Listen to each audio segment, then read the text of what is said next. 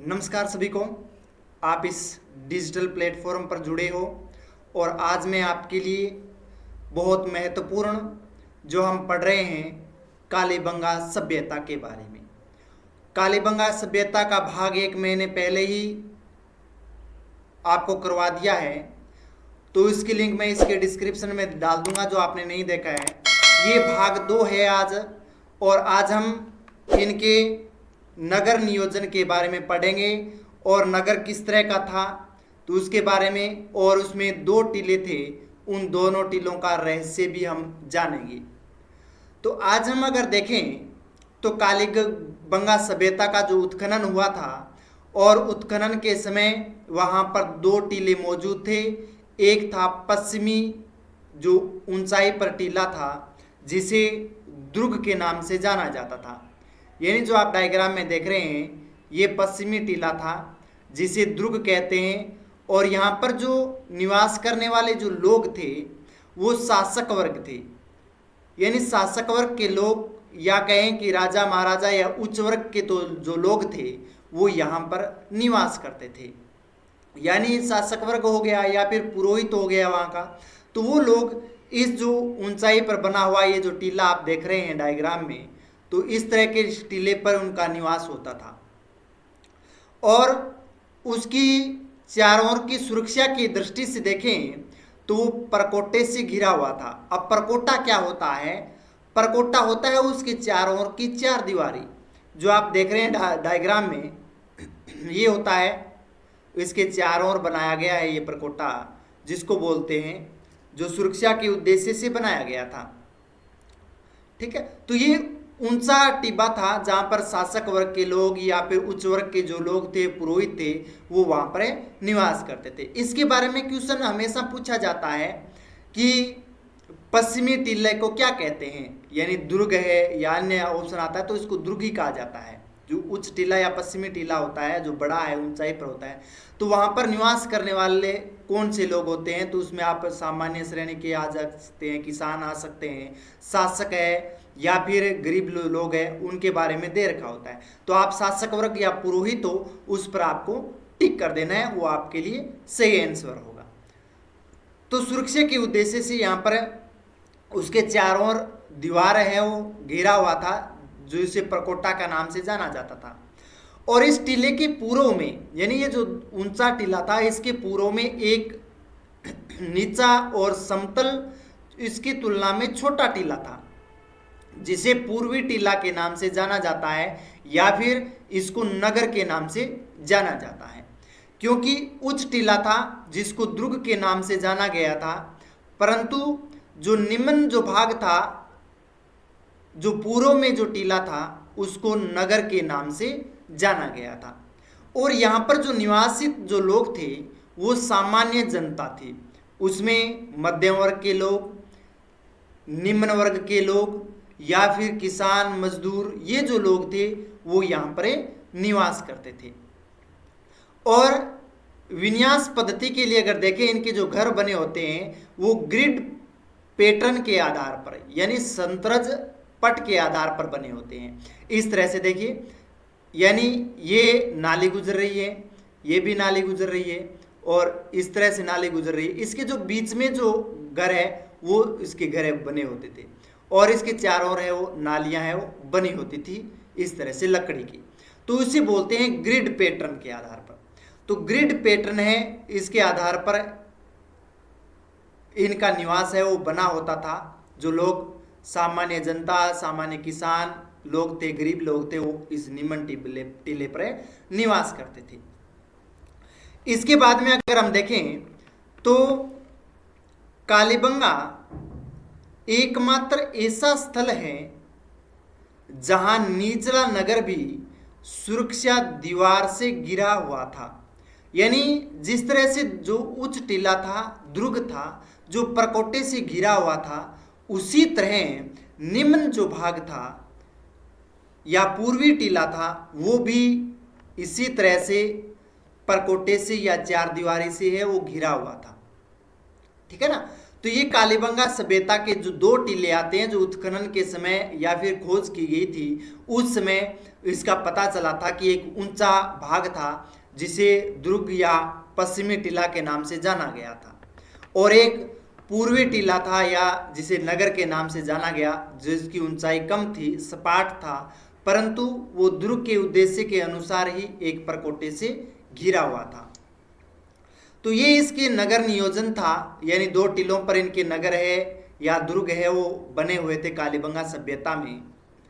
अब अगर हम देखें तो इसकी कृषि पद्धति थी, यानी प्राचीनतम इनके साक्ष्य मिले हैं, विश्व के प्राचीनतम कृषि साक्ष्य भी मिले हैं।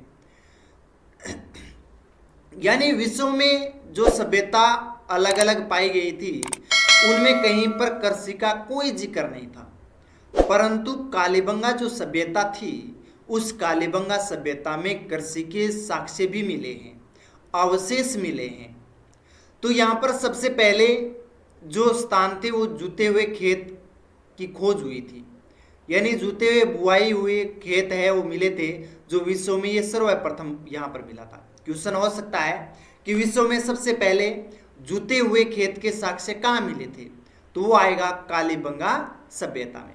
और ये आप डायग्राम देख रहे हैं इस तरह से, यानी पहले ये लोग इस तरह से बुआई करते थे, जो भी इनके पास में जो बेल होते थे या मानव का सहारा लेते थे हल से, इस तरह से करते थे बुआई।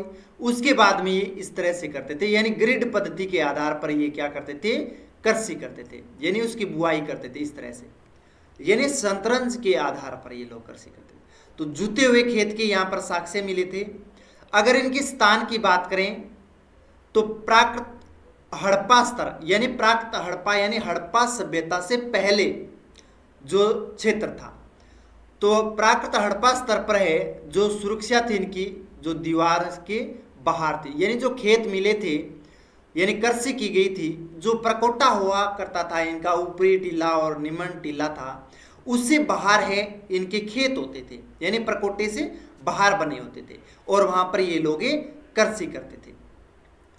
किस तरह की पद्धति से ये कृषि करते थे, तो अगर पद्धति देखें तो वो है ग्रिड पैटर्न के आधार पर या ग्रिड पद्धति के आधार पर, और ग्रिड पद्धति या पैटर्न आधार आप ये देख रहे हैं, इस तरह से ये कृषि करते थे। जिस तरह से ग्लोब पर अक्षांश और देशांतरों का जाल बना होता है उसको ग्रिड पद्धति कहा जाता है। इसी तरह से ये कालीबंगा सभ्यता में जो कृषि की गई थी वो पूर्व से पश्चिम और उत्तर से दक्षिण, इसके कृषि के जिसे हम बोलते हैं ना हमारी भाषा में खूड, है ना, यानी खूड निकालना, तो इस तरह की यहाँ पर है वो पद्धतियां मिलती हैं। इसके साथ साथ में अगर देखें तो यहाँ पर कृषि की जाती है वो है मिश्रित कृषि। अब मिश्रित कृषि क्या होती है कि 2 या 2 से फसलों का एक साथ उत्पादन करना, यानी 2 या 2 से अधिक फसलों का एक साथ में उत्पादन करना क्या कहलाती है, मिश्रित कृषि कहलाती है। तो यहाँ पर ये लोग एक साथ 2 कृषियों का उत्पादन है वो करते थे।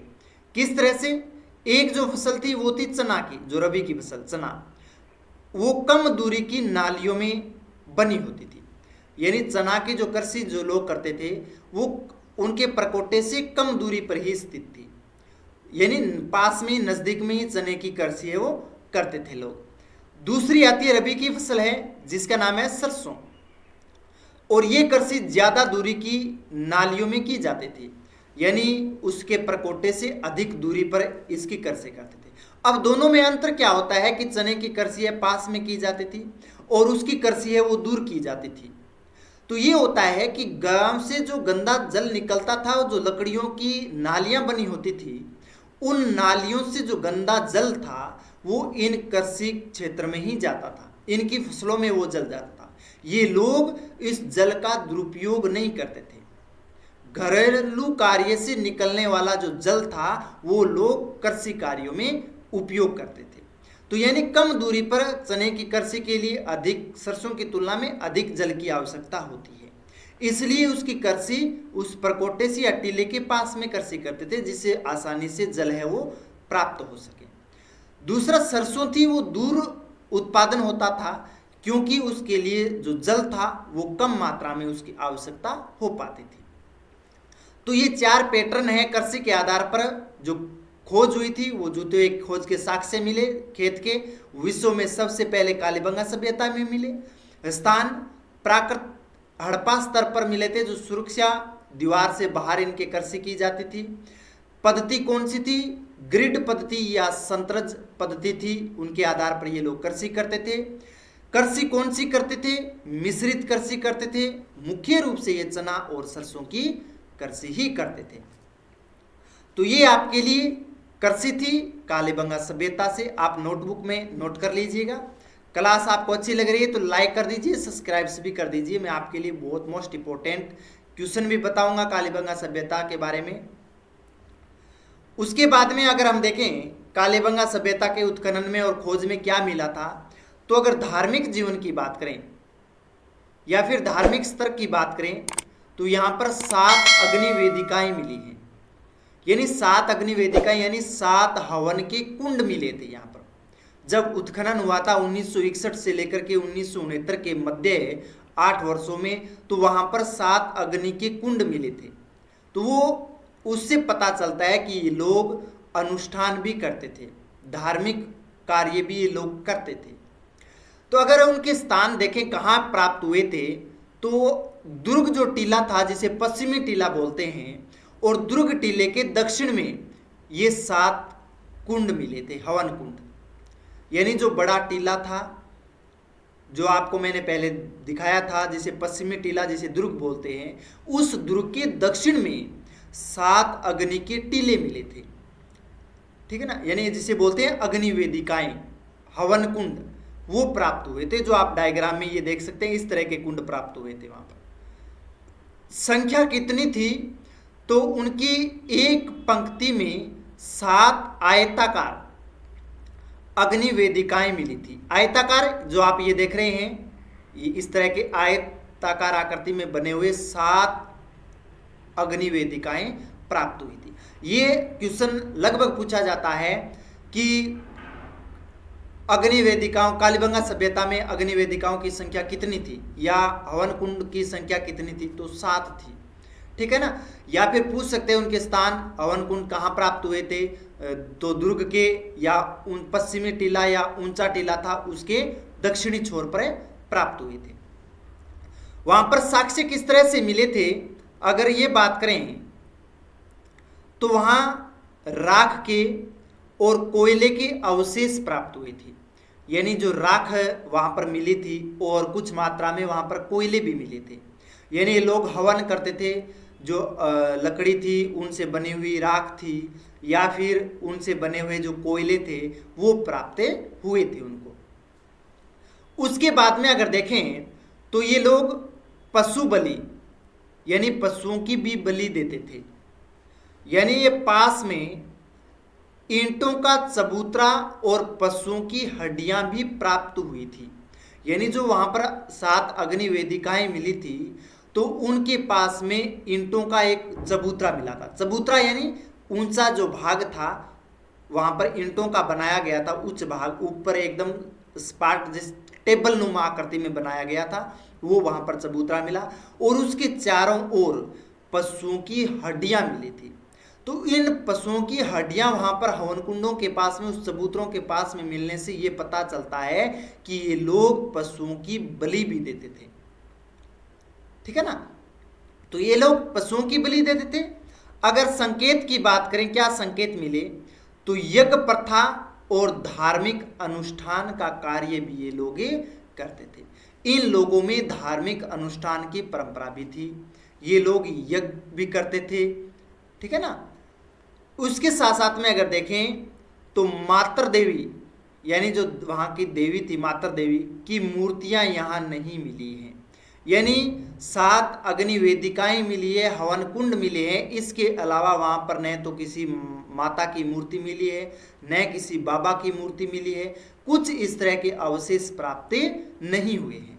केवल वहां पर उस दुर्ग के दक्षिणी छोर पर 7 अग्नि के कुंड मिले हैं, जिससे पता चलता है ये धार्मिक अनुष्ठान भी ये लोग करते हैं। तो ये आप अपने नोटबुक में लिख सकते हैं, स्थान लिख सकते हैं, कहाँ पर प्राप्त हुए थे, संख्या लिख सकते हैं, साक्ष्य किस तरह से मिले थे, पशु बलि भी ये लोग करते थे, संकेत क्या थे। अपने नोटबुक में आप अच्छी तरीके से नोट कर सकते हैं। उसके बाद में अगर हम देखें तो स्थापत्य एवं निकास प्रणाली, यानी स्थापत्य कला किस तरह की थी इनमें। तो अगर इनकी स्थापत्य कला की बात करें तो इन लोगों में स्थापत्य कला का एक अनूठा परिचय मिलता है, या निकासी प्रणाली का एक अनूठा रहस्य भी मिलता है कि ये लोगों के जो घरों के आगे से नालियां निकाली गई थी। यानी अब हम आधुनिक जीवन में हमारे घरों से जो नालियां निकाल रहे हैं, जिसे घर का प्रदूषित जल, गंदा जल एक जगह जाकर के इकट्ठा हो सके, परंतु हमारा दुर्भाग्य ये है कि गांव की ये नालियां आज भी कूड़े कचरे से भरी हुई है। परंतु ये जो सभ्यता थी, कालीबंगा सभ्यता थी, वहां की नालियां लकड़ी से बनी हुई साफ और सुथरी थी, और उनसे निकलने वाला जो जल था वो कृषि कार्यों में ये लोग उपयोग करते थे। जो आप ये देख रहे हैं, इस तरह की नालियां बनी हुई थी जो लकड़ी से बनाई गई थी। लकड़ियों की नालियां, विश्व में लकड़ी की नालियों का एकमात्र जो साक्ष्य मिला था वो मिला था कालीबंगा सभ्यता में, और कहीं पर नहीं मिला था। एकमात्र साक्ष्य विश्व की सभ्यता अगर पढ़ोगे तो आपका क्वेश्चन पूछा जाता है कि विश्व की ऐसी कौन सी सभ्यता है जहां पर लकड़ी की नालियां प्राप्त हुई है, तो वो है कालीबंगा सभ्यता। ठीक है ना। तो यह पूछ सकते हैं कालीबंगा सभ्यता में किस तरह की नालियां बनी हुई थी, पक्की ईंटों से, कच्ची ईंटों से, लकड़ी की या फिर पत्थर की। तो आपका सही आंसर होगा लकड़ी की बनी हुई थी। ईंटें थी वो, ये लोग मकान कच्ची ईंटों से बनाए जाते थे, यानी इनके जो घर बने हुए थे वो कच्ची ईंटों से बने हुए थे। ठीक है ना। यानी ये लोग उन ईंटों, कच्ची ईंटों को पकाते नहीं थे, बस कच्ची ईंटों से ही घर है वो बनाए गए थे। हमने देखे हैं कच्ची ईंटों से घर बने हुए, यानी उस फ्रेम में जो मिट्टी होती थी जिसे हम चिकनी मिट्टी बोलते हैं, और चिकनी मिट्टी को उस फ्रेम में इसी तरह से ईंटें बनाई जाती है और धूप में सुखाई जाती है, और धूप में सूखी हुई ईंटों से वो लोग घर बनाते हैं। ठीक है ना। तो ये घर बने होते हैं, वो ग्रीष्म ऋतु में बहुत ठंडे रहते हैं और शीत ऋतु में बहुत गर्म रहते हैं। अब हमारे जीवन में ईंटों से और पत्थरों से घर बने होते हैं, इसलिए ग्रीष्म ऋतु में जहां बाहर का तापमान टेम्परेचर 30 डिग्री होता है, तो आंतरिक भाग का टेम्परेचर है वो 40 डिग्री होता है। शीत ऋतु में ये पत्थर, ये ईंटें ठंडी हो जाती है जल्दी, इसलिए बाहर का टेम्परेचर अगर बात करें तो 10 डिग्री है, तो यहाँ अंदर का टेम्परेचर 8 से 5 डिग्री सेल्सियस हो जाएगा। ठीक है ना। क्योंकि ग्रीष्म ऋतु में अधिक गर्म हो जाते हैं और शीत ऋतु में अधिक ठंडी हो जाते हैं। इसलिए गर्मियों में उस समय एसी की, कूलर की, पंखों की आवश्यकता नहीं पड़ती थी। अब एसी की, कूलर की आवश्यकता पड़ती है, क्योंकि हम आज पक्की ईंटों से, पत्थरों से बने हुए घरों में रहते हैं। बस यही फर्क है। आगे अगर बात करें तो यहाँ पर ईंटों के जो अनुपात मिले हैं, यानी कृषि की जो ईंटें थी, ईंटों का जो अनुपात मिला है वो अनुपात है 4:2:1, यानी 30 सेंटीमीटर, 15 सेंटीमीटर और 7.5 सेंटीमीटर। यानी इसकी लंबाई थी वो 30 सेंटीमीटर की, चौड़ाई थी 15 सेंटीमीटर की, और इसकी मोटाई होती थी, और यानी इस तरह से आपको मैं मोटाई बता देता हूं।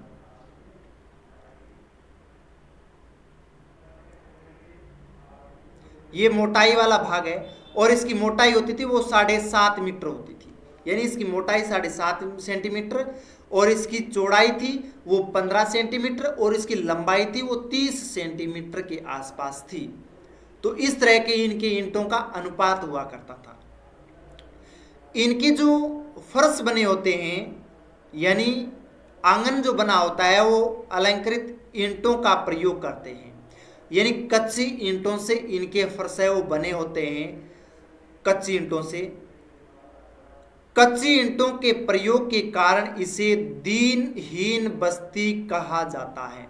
यानी कालीबंगा सभ्यता में जो घर बने हुए थे वो कच्ची ईंटों से बने हुए थे, और कच्ची ईंटों से घर बने होने के कारण इसको दीनहीन बस्ती कहा जाता है, यानी गरीब बस्ती कहा जाता है।